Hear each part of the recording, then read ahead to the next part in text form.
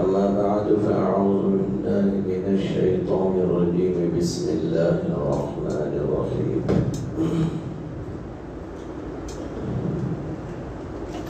الذين آمنوا به وعزروه ونصروه واتبعوا النور الذي أنزل معه أولئك هم المفلحون صدق الله العلي العظيم.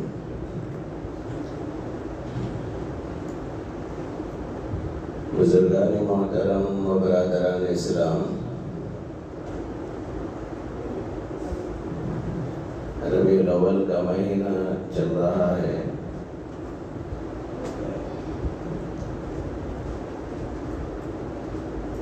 اس نسبت سے سرکار دو عالم صلی اللہ علیہ وسلم کی سیرت اور آپ کے خصائل، آپ کی شمائل بیان کی جاتی ہے۔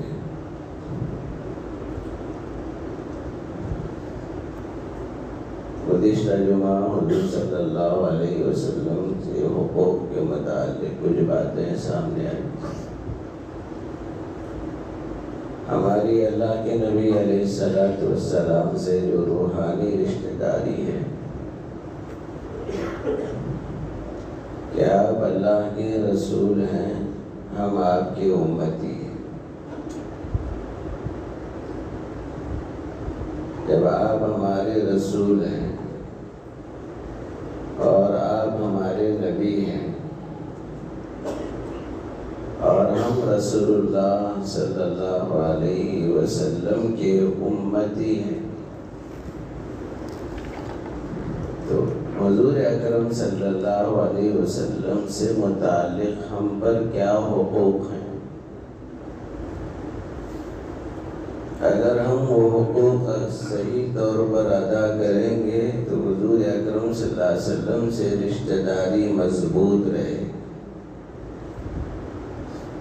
اگر حقوق کی ادائیگی میں کوتاہی کریں گے تو پھر رسول اللہ صلی اللہ علیہ وسلم سے رشتہ داری کمزور ہوگی۔ بعض اوقات یہ رشتہ داری ٹوٹ بھی جاتی ہے، ہمیں اس کا احساس نہیں ہوتا۔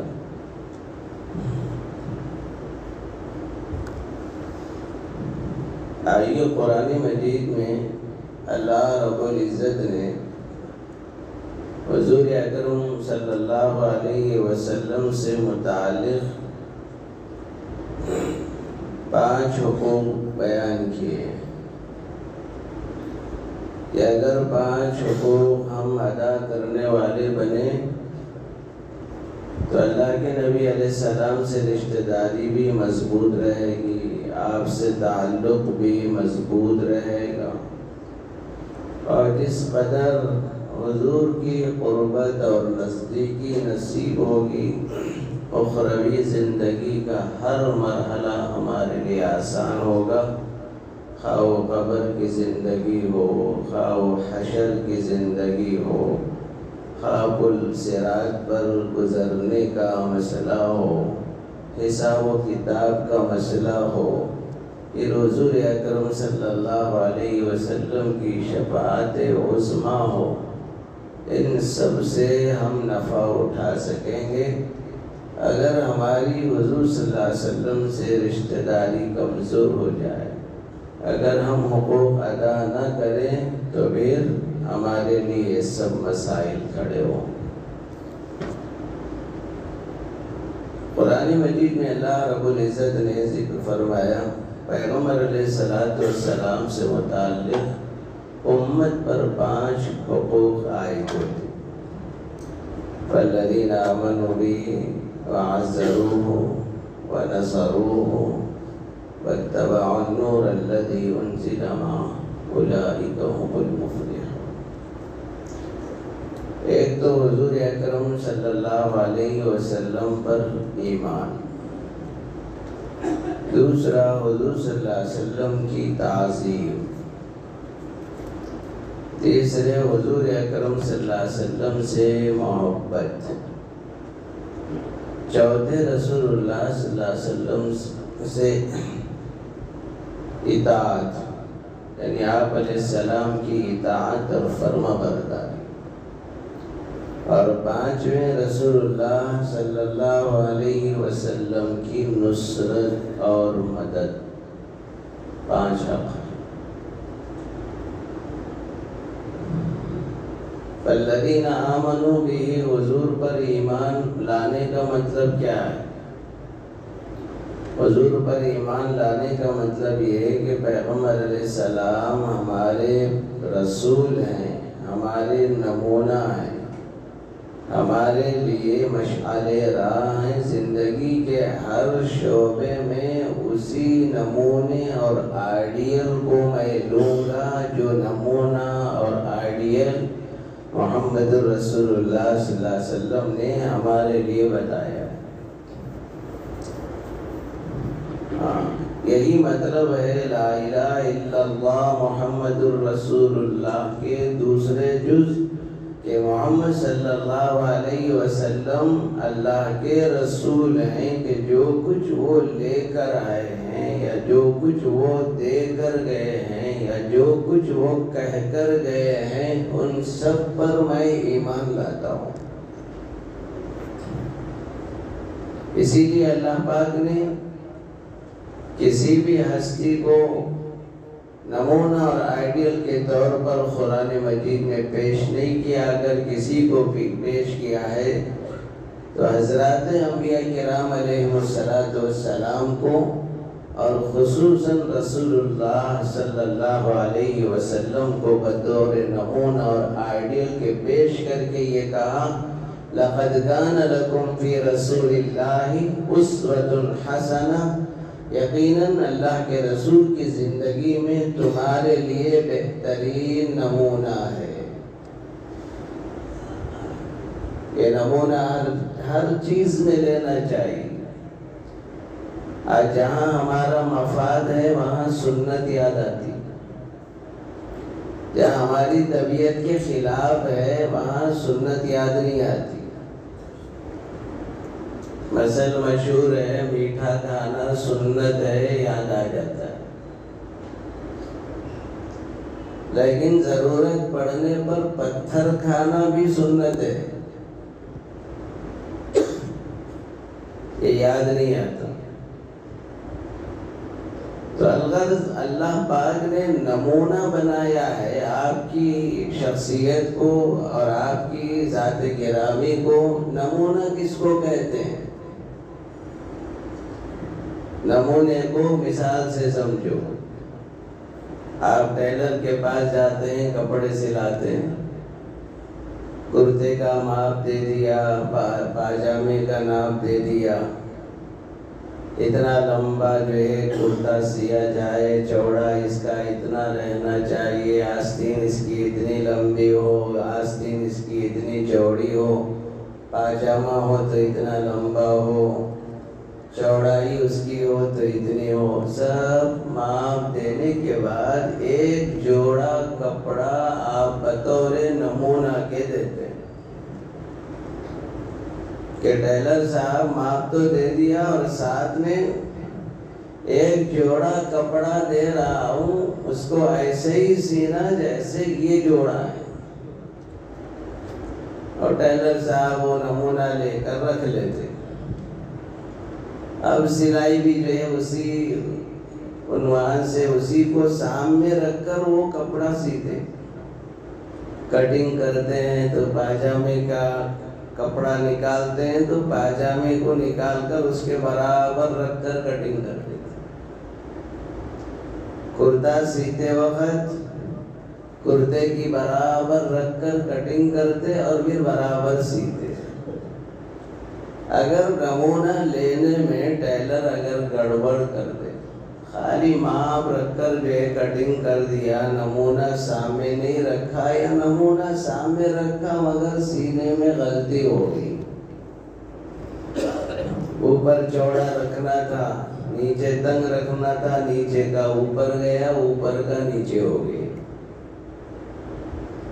اب یہ کپڑے جو ہے گھر پہنچ جاتے ہیں تو جب کھول کر دیکھتا ہے کہ بھائی کپڑے تو جو ہے بالکل چوپٹ ہے، جہاں لمبا کرنا وہاں چھوٹا ہو گیا، جہاں چوڑا کرنا ہے وہاں تنگ ہو گیا. آپے سے باہر ہو جاتا آدمی اور یہ کپڑے لے جا کر ٹیلر کے منہ پر پھینکتے ہوئے کہتا ہے کہ آپ کو عقل ہے، دماغ ہے یا نہیں ہے کہ میں نے ناپ دینے کے ساتھ ساتھ کپڑے کا ایک نمونہ بھی دیا، اور وہ نمونہ رکھتے ہوئے تم نے جو اتنی بڑی غلطی کر دی، تو وہ ٹیلر شرمندہ ہو جاتا ہے۔ یاد رکھنا روز محشر اللہ پاک رسول اللہ صلی اللہ علیہ وسلم کے بارے میں اگر سوال کریں، لَقَدْ كَانَ لَكُمْ فِي رَسُولِ اللَّهِ أُسْوَةٌ حَسَنَةٌ، لوگوں کسی اور طرف مت دیکھو، کسی اور طرف مت جھانکو، دیکھو تو میرے نبی کو دیکھو، دیکھو تو میرے نبی کے اسوے کو دیکھو، دیکھو تو میرے نبی کی عبادت کو دیکھو، ان کے معاملات کو دیکھو، ان کے اخلاق کو دیکھو، ان کی معاشرت کو دیکھو، ان کی تجارت کو دیکھو، ان کے حسن سلوک کو دیکھو۔ میں نے آئیڈیل کے طور پر ان کی زندگی تمہارے سامنے رکھ دی ہے۔ اگر ہم نے اس میں کوتاہی کی کہ روز محشر اللہ کی گریبان پکڑ کر پوچھیں، ہم نے ہمارے محبوب کا نمونہ تمہارے سامنے رکھ دیا، پر اس نمونے کے رکھتے ہوئے تم نے کتنی بڑی جو ہے غلطی اور جرم کیسے کی۔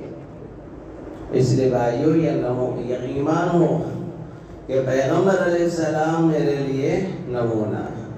شادی بیاہ ویسے کرنا جیسے حضور نے کر کے بتایا، نیکیوں کے کرنے میں ویسے آگے بڑھنا جیسے حضور نیکیوں کے سلسلے میں آگے بڑھتے تھے، برائیوں سے ویسے ہی اپنے کو بچانا جیسے حضور اپنے آپ کو برائیوں سے بچاتے تھے۔ یہ نمونہ ہے، اس پر ہمارا ایمان۔ وَعَزَّرُوهُ، دوسرے حضور اکرم صلی اللہ علیہ وسلم کی تعظیم، حضور اکرم صلی اللہ علیہ وسلم کی تعظیم کرنا، آپ کا احترام کرنا، آپ کے نام کا احترام کرنا۔ ویسے اللہ کا نام، اللہ کے نام کا بھی احترام، اللہ کے نام کی بھی عظمت کرنا، جیسے اللہ کا حق ہے ایسے رسول اللہ کا بھی ہم پر حق ہے۔ آج اللہ کے نام کی بے حرمتی ہوتی، یہ اردو اخبار بچھا کر کھا رہے ہیں، اس میں رسول اللہ بھی لکھا ہوا ہے، اس پہ اللہ بھی لکھا ہوا ہے، اس پہ قرآن کی آیت بھی لکھی ہوئی ہے۔ تعظیم ہے، توہین ہے۔ اللہ کے کچھ بندے ایسے بھی ہیں، یہ راستے سے گزر رہے ہیں، نظر پڑ گئی کچھ اردو عبارت، عربی عبارت پر رک جاتے ہیں، اللہ کا نام نظر آ جاتا ہے تو بس تڑپ کر، اور اللہ کے رسول کا نام آتا ہے تو بے چین و بے قرار ہو کر اٹھاتے ہیں، اس کو جھٹکتے ہیں، صاف ستھرا کرتے ہیں۔ آپ کو حیرت ہوگی اس عظمت اور تعظیم پر اللہ کیا دیتے ہیں۔ حضرت بشر حافی رحمت اللہ علیہ بہت بڑے پائے کے بزرگ گزرے ہیں، ان کی بزرگی سے پہلے وہ بہت بڑے شرابی تھے، اور ایسی لوڈنگ میں رہتے تھے کہ لوگ پریشان ہو جاتے تھے۔ ہمیشہ شیشہ ڈال لینا، لوڈ میں رہنا، بچے بھی مذاق کرتے تھے، لوگ بھی مذاق کرتے تھے۔ نہیں معلوم اللہ پاک کس بندے پر کب نظر رحمت ڈالنے، برا سے برا انسان بھی اچھے سے اچھا انسان ہو جائے، اس لیے کسی کو حقیر نہیں سمجھتا۔ ایک دفعہ کہتے راستے سے گزر رہے تھے جی، ہوا چل رہی تھی، اس ہوا میں کوئی ایک چٹھی جو ہے اڑ کر ان کے سامنے آ کر گر گئی، اور جس میں لکھا ہوا تھا بسم اللہ الرحمن الرحیم، اللہ کے نام سے جو اللہ بڑا مہربان نہایت رحم والا ہے۔